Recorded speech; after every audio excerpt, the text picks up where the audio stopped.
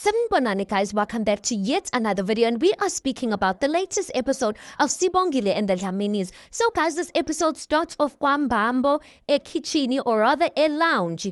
Untombela, Usipho, Upapsi, Usamke and Uvuma are busy bonding there over some tea, you guys. So Upapsi goes on to say, Yazumangoba, uthathe isikhathi namhlanje sokuzumeka, kodwa ke ugcine elele. Usipho then says, ngathi iphutha lami nje leli. Usamke is like, Nasipho.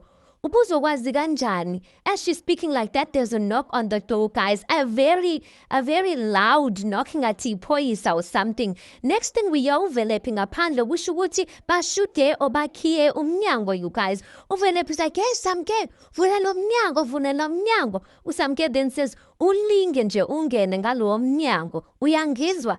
Overlap keeps banging the door, guys. She's like, ngitavula lo mnyango. Ngifuna ingane yami. Usamke then says to the rest of them, asimzibeni uyozakhathale a hand. Usipho then says, simzibe, yo Uvelaphi, she's busy knocking there. Uvuma-ke, he ends up getting up ayovula emnyango. Uvuma then says, yini inkinga yakho Velaphi? Indani lele. Uvelaphi then says, yey nina, musana ukungigolozela lana. As she's speaking like that, Uvuma just closes the door in her face, you guys. Uvelaphi continues banging the door. She's like, mangoba. Uvuma's like, yay. Odwa deliwe, and then the scene just ends like that, you guys. What does Uvuma mean when he's saying ukuthi Velaphi inkinga yakho yini ingane lele? Uvelaphi is here for her child, you guys, and I just feel like they did Uvelaphi bad in a sense, because I feel like everyone just ran with Istori Sida Samke. No one cared to do proper investigation if Uvelaphi is Vele a fit mother or not, because I don't think she's that bad, you guys. Anyway, next scene we see uPhakamani benogcina, you guys. We see uPhakamani and then ekamereni he is half naked. Ugcina usembedeni wenye indoda, you guys, half naked there in bed. So ugcina goes on to say ukuthi yazi mina angiboni ukuthi ngizokwazi ukuqhubeka ngayo yonke lento. uPhakamani ahleke. Like yazi ayikho into engijabulisayo njengaleyo. Ngavela ngawuhanela kakhulu mawukhuluma kanjalo. Ugcina then says ngiqinisile njalo uPhakamani sathi ngempela kahle into okumele ukuthi uyayenza mesiqedelana yikuthi uhambe uyogeza. Ugcina like hawu ngobani? uPhakamani then says how akufanele ukuthi ulale nomuntu ophetha kushonelwa uzofakelwa isinyama. Ugcina then says how uyakholela kulezo zinto. uPhakamani then says yeah, kodwa ke uma wena ungakholelwa shuthi ke uzothatha ibhadi lami then uyoyinika le yambuzi uVusi. Ugcina like hayi musukhuluma kanjalo ngoVusi. And then uPhakamani says umuntu okumele ukuthi sikhuluma ngaye lana. And then he says, wozalana. And then ugcina lays on his arms. And then he says, Ukwenzo. Ubaba, ulele emhlabeni wakwaDlamini namhlanje ngenxa yakhe. Ngibona ukuthi uyena umuntu ozosisiza nomndeni wami. Sithole yonke into esantshontshola yona. As they speaking like that, ifone kagcina rings, you guys. She picks it up from the side of the bed. She sees ukuthi uVusi ofonayo. She looks at uPhakamani and you can see ukuthi ugcina is panicking.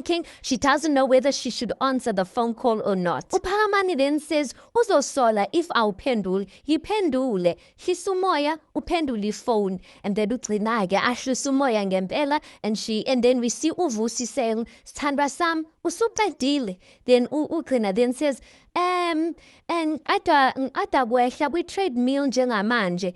Yini, wenze njani? uVusi then says, no, kune-movie engiyicabangayo lana ebengifuna ukuthi siyibheke mawubuya. So, uzofika nini? Ugcina then says, ngiqeda kwenza i-workout njengamanje, I'll come back after taking a shower. uVusi then says, okay, ngicela-ke ukuthi ungathathi isikhathi eside. Ngiyakhumbula manje sithandwa sami. As uPhakamani can hear uVusi saying that, uPhakamani starts kissing ugcina on her neck and yena she's giggling. uVusi thinks ukuthi ugcina is giggling over the fact yokuthi yena uthe uyamkhumbula. Ugcina then says ukuthi have usweet sithanda sami. uVusi then says angithi phela ngithanda wena mina. Ugcina there she's kissing uPhakamani. She's like, namfuthi. And then she just drops the phone. When she drops the phone, she's like, yini wena Phakamani kwenzenjani? uPhakamani starts laughing. And then he's like, kumnandi yazi wenza izinto nawe ukhuluma noVusi. Ngathi angabona. And then uPhena then says, kuzomela ukuthi ngihambe. uPhakamani then says, hayibo, usukhohliwe ukuthi ngishonele. Ngisakudinga. Uzongiduduza, duduza indoda how? And then they get back into it, guys, bangena emashitini and continue with their deed. Thina? Anyway, next scene, in the Dlamini mansion, we see uPhetheni and uNjengayo walking down the stairs for breakfast. uNomfundo is waiting for them. As they're coming down, she says to them, good morning. Ngidecide ukuthi ngenzele umndeni ibreakfast. Ngifuna nje ukubonga nje ngokuthi ningamkele ngezandla ezifudumele. uPhetheni and uNjengayo sit down. And then uNomfundo says, cereal anyone? uPhetheni then says, yeah, and I like cereal ungifakele fruit as well. uNjengayo then says, hayibo, wenzani? Then Nomfundo is like, yini, khona into wrong engiyenzile? uNjengayo starts smiling. He's like, havulungile shame wena Nomfundo. Yazi unenhliziyo enhle. Uzithobile. You're too kind for your own good. Phela wena soon uzoba inkosikazi yakwaDlamini. That time you can see ukuthi uPhetheni, she's getting a bit uncomfortable. uNjengayo goes on to say ukuthi akufanele ukuthi wenze ngathi ukuthi usasiza la ekhaya. Yekela abanye bastande hlala phansi. And then Nomfundo says sibalukhulu, and she does so nje kanjalo. I was also surprised ukuthi why uNomfundo is busy serving uPhetheni cereal. She's about to become a wife. She must sit down ngempela. uPhetheni, you can see she's a bit annoyed because these two bayachamana in front of her. She goes on to say ukuthi ubusukhulumile noKwenzo. And then uNjengayo then says uba uKwenzo. uPhetheni then says yes. uNjengayo then says ngithini. uPhetheni then says, well, bengizitshela ukuthi since umngcwabo udlulile mhlambe besingakhuluma ngalezi ezinye izinto eziqhamukile. uNjengayo then says, hayi, ungayingeni leyo, ungayingeni nje. uMamVike, she's dishing up for uNjengayo from the table. uNjengayo goes to say, French toast. uNomfundo then says, ngiyenze ngendlela oyithanda ngayo. uPhetheni then says, uVusi yena ukhulume naye. uNomfundo then says, idla sibalukhulu kuzophola ukudla kwakho. uPhetheni then says, yeah. Angazi ke ifruit iphola kanjani kodwa ke it's fine. uNomfundo then says, sibalukhulu nayi inatkale. uNjengayo then says, ntokazi saying to uNeli falungidlisela ijuice laphayana. But you can see, guys, ukuthi uPhetheni engathi she is a third wheel, a spare wheel. Inathi she's the one interrupting this whole thing, because you can see between uNomfundo and uNjengayo, they are about good vibes. uPhetheni yena, she's bringing serious conversations etafuleni, and you can see uNomfundo and uNjengayo all smiles, and uPhetheni is just feeling left out, you guys. Anyway, next scene we see uKwenzo. He is quiet. He is laying on the couch. He's on the phone with uSibongile. So uKwenzo says to uSibongile, nabe konke kuhamba kahle lapho. uSibongile then says, hayi kuhamba kahle ngalana ngaphandle kokuthi phansi ngashisa amakhekhe.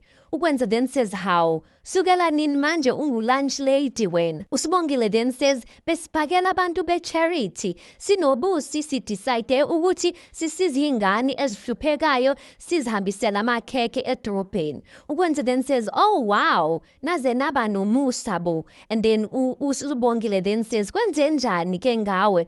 Ngiyakuzwa nje uzwakala engathi awuphathekile kahle. uKwenzo then says, yeah, yikuthi Sibongile, mangivala amehlo ngivele ngicabanga ibhokisi likababa. uSibongile then says, phephisa uKwenzo.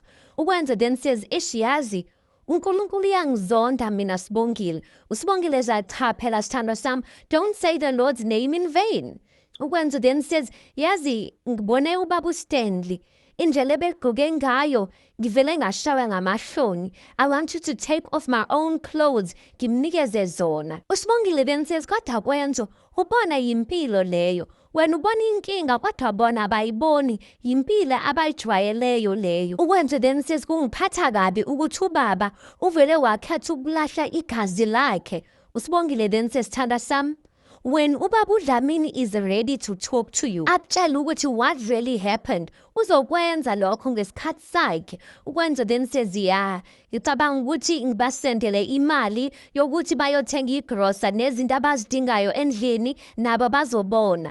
Usibongile then says kodwa uPhakamani washo kahle kahle ukuthi badingani. Uwenza then says yeah, and then the conversation ends like that. Guys, you can see ukuthi uKwenzo shame he really is feeling for the Dlamini family or for the side of the family that was robbed by uNjengaya. Now the big question is uKwenzo going to save that other side of the family from his father and give them back their land? We will see, you guys.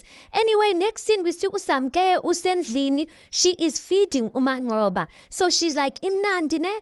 Ngangena imoto egarage. She's feeding ingane. She's like, ne? Ngizokunakekela mina yeza. Yeza mfana kagogo. Noba ngabe uma wakho akekho ngizokunakekela. Khamisa ke mfana kagogo. Wena ngithi uzala isikhohlakaliso mama. Angithi. And then the scene ends like that. I'm just like, this child, I feel sorry for him. And I really hope Uvelepi is going to fight, you guys. Because if Uvelepi doesn't fight for a child, uyabona ukuthi ingane yakhe izofitwa upoison ngaye. By the time uManqoba grows up, he's only going to know bad things about the mother. For uSamke to say that to the child. Anyway, next scene we see uNjengaya. He walks into his study room in the house, and uKwenzo is in the study room already. So uNjengaya makangena is like, how? Ulana Kwenzo. uKwenzo is like, yebo baba. uNjengaya then asks, uzitholile ikhiya? uKwenzo then says, yeah, ngizitholile ikhiya baba, ngiyabonga. Kodwa kunento engifisa ukuthi sikhulume ngayo. Baba, ngifisa ukuthi sikhulume ngale yandlu engiyibone emakhaya. Ayikho sesimeni for people to live in it. uNjengaya then says, manje mina ngihlanganaphi lapho? uKwenzo then says, angithi umhlaba wethu sonke. So kungabuhle if you could give them their share of the land ukuze nabo bazofana nathi babe nekhaya njengathi. uNjengaya then says, weKwenzo, I can't give to every hand that is outstretched. uKwenzo then goes on to say, kodwa baba, aren't you the one who taught me ukuthi ngibeke umndeni phambili? Ubaba uStanley nomndeni wakhe bayahlupheka. Angeke ngikwazi ubabheka nje ngibayeke basesimene esinjalo while thina siphuna ubukhosi lana. Ayingeke baba. uNjengaya then says, weKwenzo, mawufuna mina nawe siqhubeke sizwane, ungaliphathi lelo gama. And then uKwenzo says, kodwa baba. uNjengaya says, cha, yithi sibalukhulu. And then uKwenzo is like, okay. Oh, okay. And then the scene just ends like that. I don't know what uNjengaya means when he's telling uKwenzo ukuthi no, ungangibizi ngobaba, ngibize ngosibalukhulu. Usho ukuthi he's saying to uKwenzo ingathi sesiyajwayelana lana. So wena, I am sibalukhulu to you, you must acknowledge that. Anyway, next scene, guys, uVuma, uSamkembe noKhuzwayo are sitting kwambambo. Next thing, uVelepi walks in namaphoyisa. uVelepi comes in, she's like, ngifuna ingane yami njengamanje. Futhi ngicela ukuthi ningibophele lo mthakathi lona. uKhuzwayo is like, hayi bo. uVuma is like, hayi bo, kwenze njani manje? The policeman just says ukuthi size ngecala lokukidnapha lo mntwana lana. uKhuzwayo then says, hayi. uVuma then says, ukukidnapwa. uKhuzwayo then says, uyabona ke Velepi, lo okwenza manje, hayi kudlulele mshana, kudlulele. uVelepi then says, yazi wena, speaking to uKhuzwayo, yazi wena, angimangali ukuthi uhleli lana. uSamke then says, unfortunately babu phoyisa, nize lana for umahala nje. Lento nizelayo ayikho, into yomndeni lena. uVelepi then says, womndeni kephi khona? Ungumndeni wena? Ungumndeni wala ekhaya wena?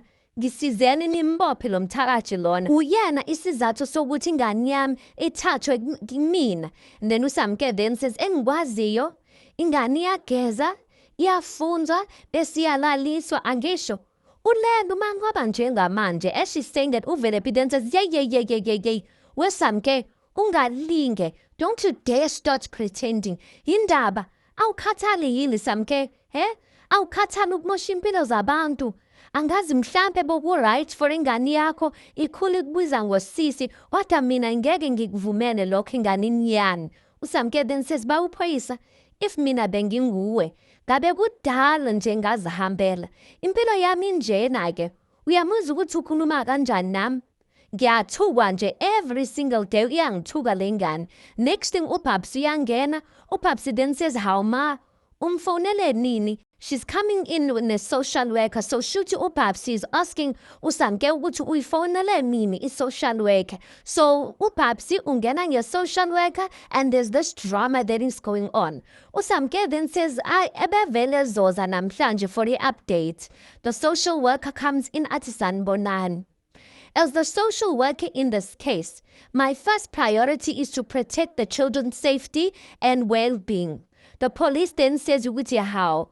Shuthi social worker uzama ukutshela mina ukuthi umntwana akaphephile nonina.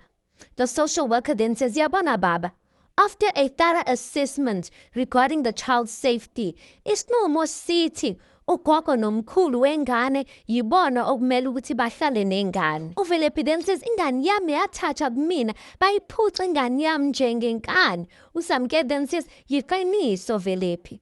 Wena ngithi into ehamba phambili kuwena utshwana. Hlezi udakiwe Velephi. Why uzoqamba amanga?" Then the police then says, "Sisi, uyazi ukuhambela umuntu womthetho kuyicala linjani? Usibizela umahala kanti lana usibizela into engekho." uVuma then says, "Umuntu womthetho, siyaxolisa. Siyaxolisa kakhulu ukuthi sikuhambise umahala ubala. Siyacela-ke, can this issue be handled by the family because vele it's a family issue? Siyacela." uKhuzwayo then says, impela kunjalo. And then the police just leaves like that. uVuma then says, "Wevelephi, buya la ekhaya ukuze uzokhona ukubona uManqoba." uVelephi then says, "Angeke. I'd rather uthi ngife than ukubuya la ekhaya kusho khona lesi sidwedwe sakho lana." uVuma then says, "Hayibo." uVelephi then says, "Angifuni ubuya la ekhaya, ngifuna ingane yami mina." The social workers then says, "Ngiyacela Velephi, bengicela ukuthi ungangenzi ukuthi ngidlulisele lento enkantolo enkulu." uVelephi then says, "Idlulise, anginandaba mina, idlulise kulungile. Ngizoyilwela mina ingane yami, ngizomlwela uManqoba kuze kufike ekugcineni, futhi akekho noyedwa lana kunina ozongivimba." And then the scene just ends like that. Guys, I don't know ngempela if the social worker will escalate it to the court, because this thing is getting worse and worse and things are just not looking favorable for uVelephi. Anyway, let's park it right there because that's where the episode ends. You tell me your thoughts on this. Please do make sure you like the video. Please do subscribe. It is absolutely for free of charge, and I'll see you guys in the next one.